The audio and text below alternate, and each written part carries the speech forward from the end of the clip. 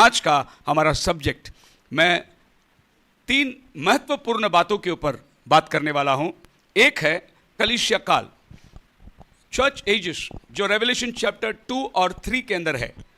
सो कैसे ये कलीसिया काल शुरुआत हुई। आइए आइए बैठ जाइए, आगे जगह है,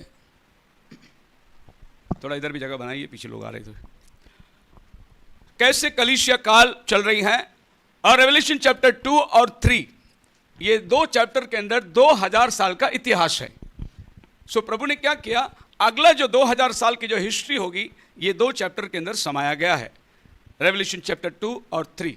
जैसे ही चर्च एज खत्म होती है, हम लोग क्या देखते हैं, जिसके ऊपर आज शाम में बात करने जा रहा हूं, रेवलेशन चैप्टर 6 के ऊपर 7 सील्स है, 7 मोहरों की किताब है। इन 7 मोहरों की किताब की भेदे कुछ बातें मैं आपके सामने रखूंगा। रेवलेशन चैप्टर 8 और 9 में 7 ट्रम्पेट्स है, 7 तुरियां बज रही है। एक एक तुरी बजने पर एक एक आफत धरती पर उतर के आती है। तो हम ये देखेंगे कितना तुरी बज चुकी है, कितना तुरी बाकी है। और मैं जैसे तुरी बजती है, वचन में जैसे लिखा है, वैसे धरती में वो काम पूरा होता है, उसका सबूत मैं आपको दूंगा, ताकि आपको विश्वास हो ये तुरी बज चुकी है। उसके बाद है कटोरा। रेवलेशन चैप्टर 15 और 16 में 7 कटोरा है, और ये 7 कटोरा, एक एक कटोरा जब उंडेला जाता है, ये पृथ्वी के ऊपर आफत आती है। सो कौन सा कटोरा उंडेला गया और कितना कटोरा बाकी है, उसकी आफत धरती में कैसे आई, इसका भी मैं आपको लक्षण दूंगा। तो आपको ये बात समझ में आ जाएगी कि आज हम लोग रेवलेशन की कौन से भाग में बैठे हुए हैं, कितनी बातें पूरी हो गई, कितनी बातें बाकी है। बोलो हालेलुया।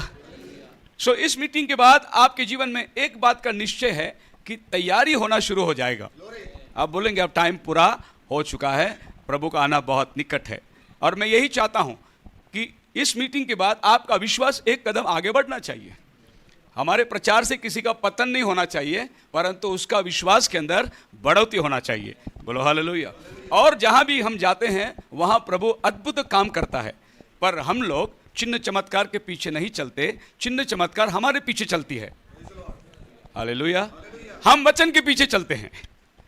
लोग क्या करते हैं, उल्टा है, उल्टा चिन्ह चमत्कार के पीछे जाते हैं, वचन को पीछे रखते। लोग वचन को पीछे रख दिए। लोगों के पास वचन का ज्ञान नहीं है, परंतु तेल पानी के सुख विलास में लोग चल रहे हैं, चंगाई और आशीर्वाद की सभाओं के अंदर जा रहे हैं। मैं आपको कहता हूं, लोग कहते होंगे अच्छे दिन आने वाले हैं, अच्छे दिन नहीं आने वाले हैं। बाइबल बुरे दिन की बात करती है, अंत के दिनों में कठिन समय आएंगे, बाइबल बोलता है। ऐसा कौन हो सकता है जो वचन को बदल सकता हो अच्छे दिन लाके? कोई नहीं हो सकता। वचन प्राधान्य है, और वचन में जो लिखा है वो घटना वैसी की वैसी पूरी हो रही है। सो आज हम लोग कलीसिया काल, 7 मोहर, 7 तुरी और 7 कटोरा, इसमें से मैं आखिरी कटोरा बताऊंगा, सिर्फ आखिरी तुरी बताऊंगा। जब आपको मैं बताऊंगा कि 6वीं तुरी पूरी हो गई, तो आप ये समझ लेना इसका 6 तुरी भी मुझे मालूम है, और मैं वो भी बता सकता हूं, पर टाइम उतना अनुमति नहीं देगा। अगर एक एक तुरियों की बात करें तो एक पूरा संदेश उस पर चला जाएगा, पर मैं आपको संक्षेप में कहता हूं, एक एक बातें सिर्फ आपके सामने रखूंगा, समय हमारे पास जितना अनुमति है। 7 कलीसिया काल से हम लोग शुरुआत करते हैं। बाइबल कहता है 7 दीवट 7 कलीसिया को दर्शाता है। प्रकाशित वाक्य 1 अध्याय उसका 20 वचन। वे 7 तारे 7 कलीसिया के दूत है, और वे 7 दीवट 7 कलीसियाएं हैं। अब जॉन सोच रहा है कि ये क्या सिंबल दिखाई दे रहा है। 7 स्टार्स है और 7 कैंडल स्टिक है, और ये 7 कैंडल स्टिक जॉन को जवाब में मिला, ये 7 कलीसिया काल है। यानी जब ये 7 कलीसिया काल जब पूरी होगी, प्रभु का दूसरा आमद होगा। इतना ही टाइम आपको दिया गया है, और वो 7 कलीसिया का नाम उधर मौजूद है। एक एक कलीसिया का संदेश उसके नाम के मुताबिक ये 2000 साल के अंदर जो घटनाएं हुई उसके अनुसार ही होगा। मैं आपको हर कलीसिया के नाम के अनुसार संदेश दूंगा, साथ ही साथ ये घटनाएं जो वचन में लिखा है कब पूरी हुई उसका इतिहास भी आपको मैं दे सकता हूं। जैसे कि स्मिरना कलीसिया के अंदर जो घटनाएं हुई, 10 दिन तक तुझे क्लेश होगा, पर प्राण देने तक विश्वासी रह। ये 10 दिन जो है 302 से लेकर 312 तक डायक्लोजियन नाम का एक एम्परर आकर मसीही लोगों का कत्ल किया। ये वो 10 साल था, भयानक साल था। शेर के मान में लोगों को उठाकर जिंदा परिवार के साथ डाल दिए जाते थे, और लोग तमाशा देखते थे जब शेर इनको फाड़ के खाती थी। वचन क्या था? प्राण देने तक विश्वासी रहा। वो समय के लोगों के अंदर इतनी धीरज आ गई थी कि वो मरने को तैयार हो जाते थे, लेकिन वचन को कभी वो मुकरने को तैयार नहीं।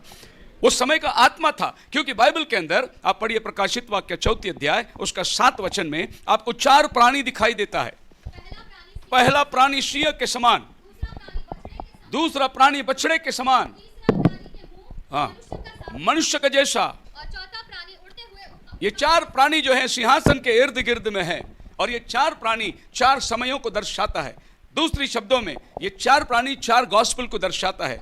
अगर आप मैथ्यू में देखेंगे आपको लायन नजर आएगा, आप मरकुस में देखोगे आपको बछड़ा नजर आएगा, आप जॉन द बैप्टिस्ट को मरकुस लूक को देखोगे आपको सन ऑफ मैन नजर आएगा मनुष्य के समान, और आप जॉन को देखोगे तो आपको ईगल नजर आएगा। ये चार गॉस्पेल है जो एक्ट्स ऑफ द अपोस्टल को संभालती है। सो ये चार प्राणी चार युगों में कैसे आए? पहला जो प्राणी था सिंह के समान, वो स्वयं प्रभु यीशु मसीह था, यहूदा गोत्र का सिंह गरजता है वो। उसके समय में जो चेले लोग थे, पौलुस जैसे आदमी गरजने वाले सिंह के समान थे। जब ये सब शिष्यों का कत्ल हुआ, दूसरे जो युग चली आती है, वो बैल का आत्मा आया। ये बैल का आत्मा मतलब बलिदान का वस्तु, और सब लोग बलिदान होते चले गए, बलिदान होते चले गए। उसके बाद में मनुष्य का समान एक प्राणी आता है, ये है रिफॉर्मर्स लोग, John Wesley, Martin Luther, Calvin, Finney, Charles, ये सब महान वक्ता जिसको रिफॉर्मर्स कहते हैं, अंधकार के अंदर से कलीसिया को बाहर निकालने वाले। ये था मनुष्य के जैसे प्राणी। और आखिरी समय में उकाब पक्षी का प्राणी। उकाब पक्षी ऊंचे में उड़ता है, उकाब पक्षी पहाड़ों में रहता है, उकाब पक्षी ताज़ा गोश्त खाता है, उकाब पक्षी बूढ़ा होकर जाता है, अपने आप को रिन्यू करता है, उकाब पक्षी दूर से बारीक चीजों को देखता है। ये आखिरी युग के विश्वासी लोग होंगे जो उकाब की तरह रहेंगे। हालेलुया। वचन के बारीक चीज को देख सकते हैं। वो बासी खाना नहीं खाएंगे, वो आसमानी ताजा मन्ना खाते रहेंगे।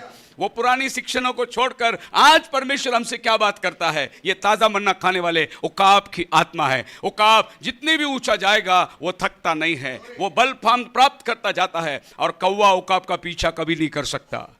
और याद रखना, उकाब जो है अपने हाथ से शिकार करके खाता है, वो दूसरा मरा हुआ चीज कभी नहीं खाएगा।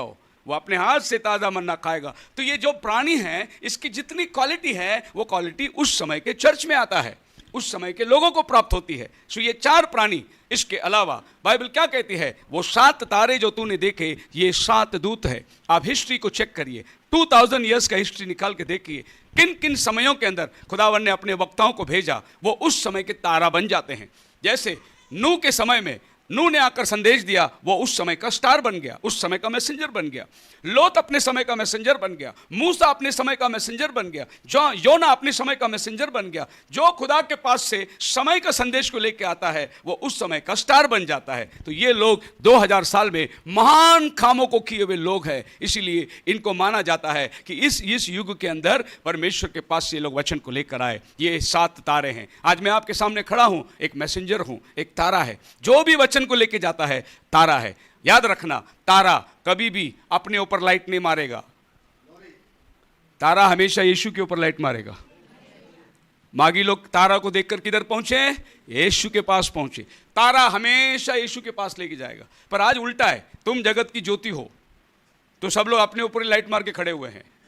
एक्चुअली टॉर्च किस काम का है?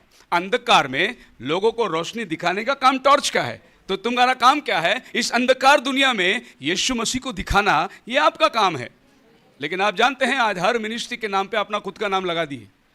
आज के मिनिस्ट्री को आप पढ़ के देखोगे, आपको अजीब सा लगेगा। अंकुर नरूला मिनिस्ट्री, ये प्रभु का मिनिस्ट्री नहीं है, ये किसी आदमी का मिनिस्ट्री है। प्रॉफिट भजिंदर मिनिस्ट्री, आज सब मिनिस्ट्री के नाम पे आदमी का नाम लग रहा है, प्रभु का नाम निकल गया अभी, क्योंकि ये सब टॉर्च अपने ऊपर मार रहे हैं। आज मिनिस्ट्री किसका है? प्रभु यीशु मसीह का मिनिस्ट्री है। हालेलुया। आपके लाइफ में प्राधान्य यीशु। अगर आप बाइबल के हर वचन में यीशु को नहीं देखते, आपको बाइबल दोबारा पढ़ने की जरूरत है, क्योंकि हर वचन आपको यीशु के पास ही दिखाएगा, हर प्रचारक आपको यीशु के पास ही लेके जाएगा। हालेलुया। सो आज हम लोग इन 7 दूतों को, जो 7 कलीसिया काल के दरमियान हो गए, अब ये 7 कलीसिया को दिया हुआ संदेश को आप देखिए। एक एक कलीसिया को प्रभु कैसे संदेश देता है। इफिसियों से वो कहता है, तूने अपना पहला सा प्रेम छोड़ दिया और निकोलियों की शिक्षण तुझ में आ गई। सो ये पहला चर्च है जहां पर एक निकोलियों की शिक्षण प्रवेश करती है। निकोलियों की शिक्षण क्या है? निको का मतलब रूलर, लेटी का मतलब मेंबर।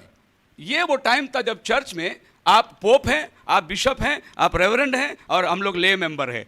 ऊंच नीच कलीसिया के अंदर ऊंचे ऊंचे पद को लोग हासिल, निको रूल करने वाले, हम जो कहेंगे वही तुम्हें करना है, और लेटी। सो निकोलियों की शिक्षण जब चर्च में आ गई, प्रभु कहता है मैं उससे घृणा करता हूं। तो इस रेवलेशन के अंदर आप 2 प्रकार के शिक्षण पाएंगे, एक निकोलियों की शिक्षण और दूसरा जेजेबेल की शिक्षण।